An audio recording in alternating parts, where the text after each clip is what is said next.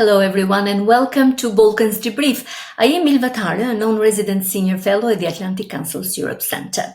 Today our focus is on North Macedonia's unwavering pursuit of EU membership, a journey riddled with challenges, most recently the impending vote on constitutional changes in the coming weeks. These changes, imposed by Sofia, necessitate the inclusion of the Bulgarian minority within North Macedonia's constitution. As a result, Skopje's political landscape is sharply divided between the government led by Prime Minister Dimitar Kovacevski, who fervently supports these amendments as the exclusive path to EU integration, and on the other side, the opposition is staunchly opposing these changes and calls for a vote and elections on the matter. During summer, the EU and US have redoubled their diplomatic efforts to influence the opposition's stance, elevating the stakes in this political chess match. We will address pressing questions surrounding North Macedonia's path to the European Union and the dangers that the country might face. I'm honored to have today as my guest the Deputy Prime Minister for EU Affairs, Bojan Maricikj, and I'm also confident that we will have an engaging and enlightening conversation. Bojan, thank you for joining Balkans Debrief. Thank you for inviting me, and I enjoy each conversation with you. During a recent conference on EU enlargement, you articulated North Macedonia's rightful place within the European Union and emphasized your commitment to achieving full membership by 2030. How confident are you that the EU member states will endorse this 2030 target as a welcoming entry point for new Western Balkans members? Thank you for the question. I have to emphasize first that, in my opinion, one of the key issues of the enlargement policy of the European Union, its credibility, was actually this: not having clear time frame or time plan for new members and accession of the new members. This is why I think that some of us, or many of us, candidate countries have opened this issue of 2030 as an indicative date for accession. Of course, we were struggling to normalize that indicative date. That wouldn't be a firm promise or a must, but it would be a motivation for us to move forward and to make it more tangible. You know, the drop of the public support for the European Union membership in some countries of the region, including North Macedonia, comes primarily because of the lack of clear perspective in terms of time frame for the next accession. But what also makes us feel confident about this and to consider 2030 as a realistic date for accession was the recent statement, the speech delivered by President Charles Michel at the Bled Strategic Forum, where for the first time after accession of Croatia, some official of the European Union has referred to 2030 as a realistic date for accession. How realistic it is? I think it depends on two things: how successful the negotiation process will go with the candidate countries, with countries that already negotiate, which are Montenegro, Serbia, Albania, and North Macedonia. I would expect that Ukraine and Moldova will join very soon that group. And on the other hand, how the European Union will deal with the reforms of the European Union system in order to absorb new member states. Three points are important there, and those were mentioned also by President Macron and by President Michel. The budgetary issues: how can the European budget cover the costs of union of more members? Second, the institutional issues: how can the political leverage of the member states in the institutions in Brussels be calculated with more member states? And the third thing is: how can the decision-making process become more efficient with more member states, particularly the veto rights and the qualified majority vote list of issues? So I think it's achievable only if we work in parallel on both processes: reforms of the European Union and the negotiation accession process of the candidate countries. This is a good chance for us, but it is also a chance for the European Union to undergo a change that hasn't happened since the Lisbon Treaty back in 2009, which is quite long ago now, and after Brexit. So I think it's right time to reform the EU and to accept new member states. And 7 years from now are realistic time frame for that. It is. But do you expect Brussels, the official Brussels, the EU member states, to frame this target 2030 anytime soon and not to leave this just as a Charles Michel declaration? This fall, we will have several occasions in which the European Commission and the European Union will need to address the Western Balkan countries with specific messages and specific points. We have the tour of President of the European Commission von der Leyen in October, the tour of all the countries in the region, and she promised to present their plan of growth plan for the Western Balkans, how the Western Balkans can benefit from some of the common market instruments even before membership. So how can we make this accelerated accession a real opportunity? So we expect in October to hear from her what is the plan for accelerated accession and for membership. And that was also announced by Commissioner Varhelyi that this October we will hear more on the future enlargement by 2030. I would expect that this becomes a real plan, a commitment of the institutions, which will not mean unconditional time reference for new membership, but to the contrary, conditional on successful reforms in the EU and successful negotiation process with the candidate countries. What do you think about this new approach that is often being articulated by Brussels, integration before membership? Are the Western Balkan countries ready to embrace this new approach? As long as it is not perceived as a substitute for the real membership, for us it's fine. Because now, up until now, you have seen that the accession process takes too long, longer than in the previous waves of accession. That longitude of this process somehow undermines the enthusiasm and undermines the motivation of the institutions that it is achievable, that the membership is achievable goal that we should work on and hope for in the near future. Yeah. This is why I think it's very good if we can get access to some specific benefits. For example, agricultural dimension, agricultural market would be very beneficial for us as an agricultural country.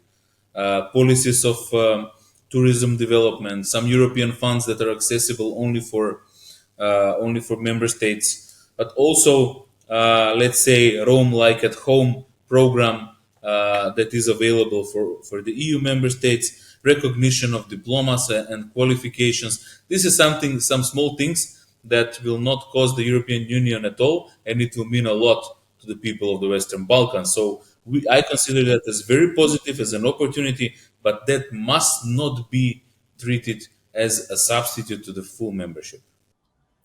Deputy Prime Minister Maricikj, from the North Macedonia's perspective, can you tell us more about the expected economic impact and other advantages that the EU membership will give to your country, particularly in terms of economy and investments, should the screening process be successfully completed, and your other challenge, the constitutional amendments, which we'll talk later? Yeah, a lot of good questions, but let me start with the benefits from the membership. I think the best way to describe to the people how beneficial is the membership in the EU is by example of the countries who already acceded to the EU. For example, for the 10 years of membership, Croatia has absorbed 25 billion euros in infrastructure, environment, agriculture, and development. That has made Croatia a really economic power of our region, with 15 billion euro of income last year only from tourism. That has put Croatia for a decade in the Eurozone and in the Schengen zone, which is still unreachable even for some older member states. Also, I would mention Romania. who has absorbed 40 billion euros in the past 15 years of over 15 years of membership in the same areas: infrastructure, agriculture, development. Bulgaria has increased their export for 230%. 80% of our trade is related to the EU member states already. So we are highly dependent on this market. And I think that the difference between the candidate countries and the member states of the EU in terms of annual income from the European budget is huge. A candidate country, for example, like North Macedonia, gets in average 100 million euro per year through the instruments for pre-accession assistance. On the other hand, the member states of the size of North Macedonia, they get a billion a year in average, which means they 10 times more. So this is something that indicates what are the benefits of the membership: more opportunities, bigger market, and greater mobility. I think that the best option for our economic development, for our reform of the system, and is the European Union without any doubts. Speaking about, I think you mentioned the screening process. The screening, yeah. Screening process goes very successful, and I can tell you that it is extremely useful operation because it gives us opportunity to present what we have done, but also to present ourselves, our own weaknesses, our own shortcomings, and what is the plan to overcome them. So it's not a process in which we are told how bad we are, but it is a process in which we are told how good we can be and how we can make the changes in a foreseeable time to become members of the European Union. But in order to start officially and opening the charters of the negotiations, North Macedonia needs to amend its constitution. How will the government make this possible? We have officially started the negotiations last year in July, and the screening process is part of the negotiation process. We expect it to finish at the end of November, and we expect also that to coincide with the constitutional amendments. You know, these constitutional amendments are not a typical task from the EU accession process, but we have accepted it because of good neighborly relations, and it is a difficult thing to do. The appetite for this kind of decisions has decreased after the Prespa agreement was endorsed and after the constitutional amendments from the Prespa agreement. Because, you know, we have been told for a very long time that this will be the last big concession that we need to do. But I think that what we have now in front of us is not about Bulgaria and is not about any nationalistic party or wing in the country. It is about the future of the country, and it is about this country becoming European Union member state. We know how much it was difficult to become member state of NATO. We also had to do a difficult compromise with Greece over the name issue. Now it's the same with the EU on Bulgaria. I think that the plan of the government is clear. We have opened the dialogue with the opposition, but not only with the official leadership of the party, but also individually with each member of the parliament. And we will give our best to explain and to convince, if not the entire group, then at least part of the group, that this is the right moment to take the decision. Otherwise, our country will be derailed once again, will be decoupled like many times in the past, and always to our detriment and always to our harm. We don't want to get parked in the waiting room where we have been for 17 years. Can history repeat itself as it was seen with the country's past name change, and also due to the diplomatic pressure, if I can put it this way, that during spring and summer, North Macedonia had intensive meetings from the EU and US diplomats asking North Macedonia's politicians to make some tough choices for their EU pathway.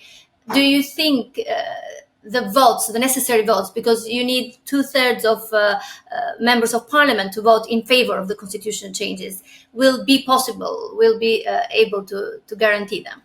We need 80 out of 120 Yeah. votes in the parliament. We now at the moment have 72 or 73.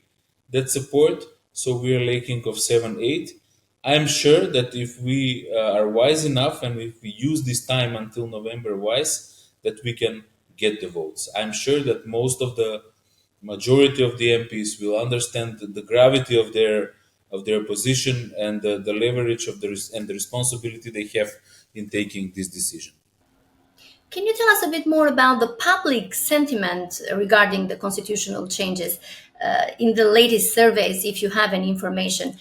Are these changes as unpopular as the opposition claims? 80% of the population is against them? You know, there are two things about the constitutional amendments that and about the public reaction. First of all, there was extremely negative public reaction because, as I said, this was not typical request of the European negotiations. So it is apparently a bilateral request of one member state, and it is also that we truly believe that the Prespa agreement and the issue with Greece is the last big obstacle for our negotiations.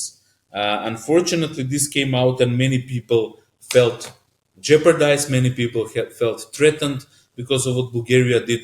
But our government has made a really tough and good negotiations with Bulgaria and with France in the middle during the French presidency last year to make this French proposal, to make this agreement that serves as a good basis for compromise, good compromise. With that compromise, we have provided um, protection of our language and identity, and we have proven this in practice. And we have provided opening of the negotiations. What we need to do in return is including of the Bulgarian community in the preamble of the constitution, and of course provide all the protection mechanisms as we have for the other communities. I think that as the time passes, people understand that there is nothing uh, dangerous about these constitutional amendments. I think the atmosphere is quite different than last year.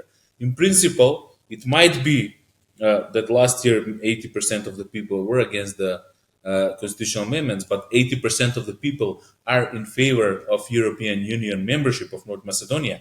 I think as time goes by, the rhetorics has calmed down, and the people were target by very harsh propaganda last year that this, which was instigated by Russia and by the nationalistic opposition, with the purpose to make a scarecrow out of this French proposal and to decrease the popularity of the European Union. We are struggling with that. We have organized we are organizing now even a public campaign, going town by town in several towns in the country, communicate with the people, talk to them that this is really not anything that will jeopardize our identity and our future. To the contrary, the European Union accession, and even with these constitutional amendments, is the best way to protect our identity and our development as a prosperous Yeah. European country. Mr. Deputy Prime Minister, am I right to read the sense of optimism in you that these changes will happen? I'm optimistic that they will happen. Okay, but in case they don't get approved, is there a contingency plan? Are there any potential risks for North Macedonia's EU integration process? And also, could it potentially influence an anti-NATO, anti-US North Macedonia's position? I don't see development on the anti-NATO sentiments. To the contrary, I think the position and the popularity of NATO has strongly increased, particularly during the war in Ukraine and the Russian aggression against Ukraine, because people understand how important it is for our security, our safety, and our international position. On the contingency plan, we are still working on Plan A, succeeding with the constitutional amendments. I think that the consequences, if we don't manage, and that can only be possible if the opposition and in its entirety persist their position not to support. I think the consequences will be long term, both internal and external, because I think we will lose the momentum. We will change the group from a country that negotiates to countries that are far away from negotiations, like Bosnia and Herzegovina and Kosovo. And I think that this country, North Macedonia, has been a front runner, started the road back in 2001 and getting the candidate status in 2005 together with Croatia. This is why it's worth fighting. This is why it's worth investing a lot of efforts to succeed, because any other option will be worse. So good luck with the scenario A and the plan A. Thank you. We're going And we hope North Macedonia will continue its EU path that you beautifully explained it to our viewers. Thank you very much for talking to Balkans Debrief, Deputy Prime Minister Maricikj from North Macedonia. And thank you very much for watching us. You can be part of our conversation by following us at AC Europe on Twitter.